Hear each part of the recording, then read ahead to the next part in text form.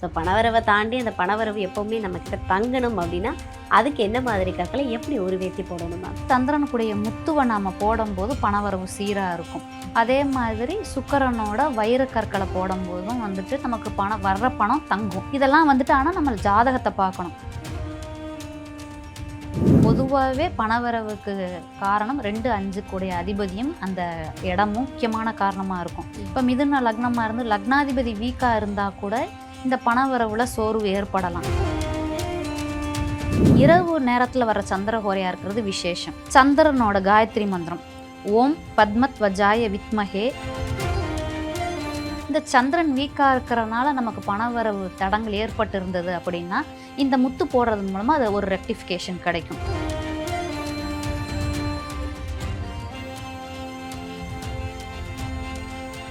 So மிதுன லக்னம் மிதுன ராசி நேயர்கள் மேம். ஸோ இந்த மிதுன லக்னம் மிதுன ராசி நேயர்கள் எந்த மாதிரி கற்களை பயன்படுத்தினாங்க அப்படின்னா உங்களுக்கு பணவரவு அப்படின்றது வரும். ஸோ பணவரவை தாண்டி அந்த பணவரவு எப்போவுமே நம்மக்கிட்ட தங்கணும் அப்படின்னா அதுக்கு என்ன மாதிரி கற்களை எப்படி உருவேற்றி போடணும் மேம்? பொதுவாகவே பணவரவுக்கு காரணம் 2, 5 கூடிய அதிபதியும் அந்த இடமும் காரக.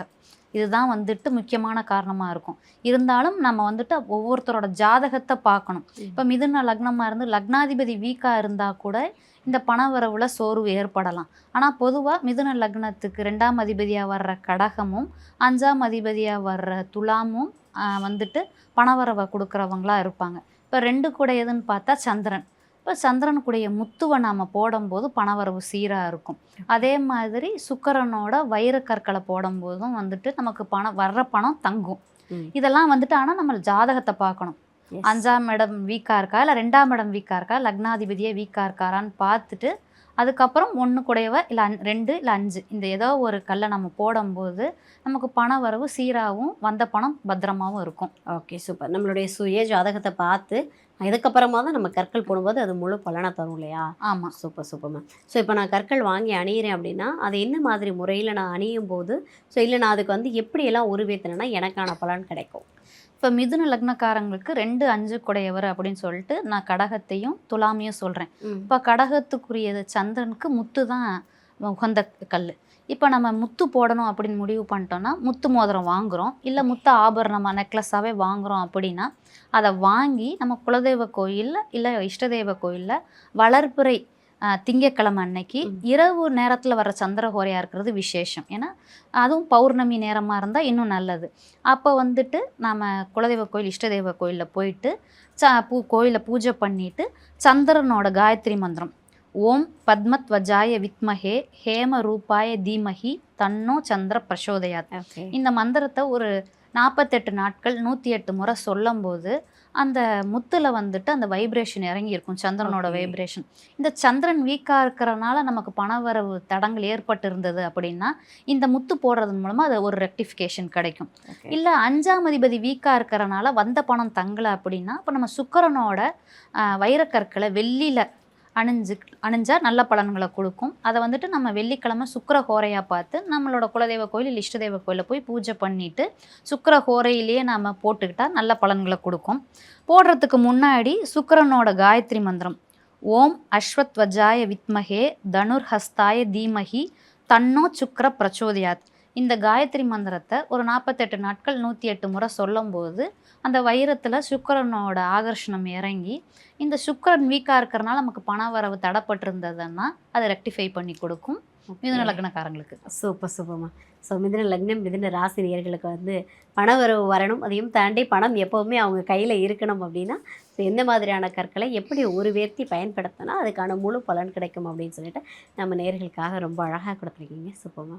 மேம், இன்றைக்கி மனுஷனுக்கு தேவை அப்படின்னு சொன்னாலே முக்கியமான தேவை அப்படின்னாலே பணம் தான். ஆனால் நிறைய பேருக்கு அவங்களுடைய ஹாப்பினஸ் எங்கேயோ ஸ்பாயில் ஆகுது அப்படின்னா அவங்க கையில் பணம் இல்லாதப்போ மட்டும்தான். ஸோ அப்படி இருக்கும்போது 12 ராசி நேயர்களுக்கும் 12 லக்னத்துக்குமே ராசி லக்னம் 12 பேருக்குமே எந்த கற்கள் பயன்படுத்தினா அவங்களுக்கு பணவரவு இருக்கும், மகாலட்சுமி வீட்டில் வாசம் பண்ணுவாங்க அப்படின்றத பற்றி தான் இந்த நேர்காணலில் நம்ம பார்க்க போகிறோம். ஸோ ஃபஸ்ட்டு இந்த கற்கள் இருக்கு இல்லையா, கற்களை பற்றி நம்ம நேயர்களுக்காக இந்த கற்கள் போடுறதுனால உண்மையாகவே நிறைய விஷயங்கள் நடக்குதா இல்லை அது ஒரு மாயை தான் அப்படின்ற பார்வையும் நிறைய பேருக்கு இருக்குது. ஸோ இது பற்றி உங்களுடைய கருத்து? ஒவ்வொரு கிரகங்களுக்குமே வந்துட்டு ஒவ்வொரு கல் உண்டு. ஒவ்வொரு கிரகத்துக்கும் ஒரு நிறம் உண்டு, திசை உண்டு, தானியங்கள் உண்டு, கடவுள் உண்டு. அதே மாதிரி கிரகங்களுக்கும் கற்கள் உண்டு.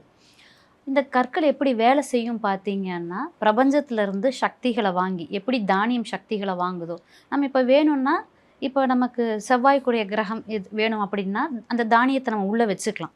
செவ்வாயை நம்ம வலுப்படுத்தணும்னு நினைக்கிறோன்னா, செவ்வாய்க்குரிய துவரம் பருப்பை நம்ம பத்திரமா எடுத்து நம்ம இது உள்ளே வச்சுக்கலாம். ஆனால் அது மோல்ட் ஆகிடும். ஸோ அதோட வலிமை இது கொஞ்சம் கொஞ்சமாக குறைஞ்சிட்டு போயிடும். ஆனால் எக்ஸ்போஸ்டாகவும் நம்ம வச்சுருக்க மாட்டோம். ஒரு பர்ஸில் வேலெட்டில் வச்சுருப்போம்.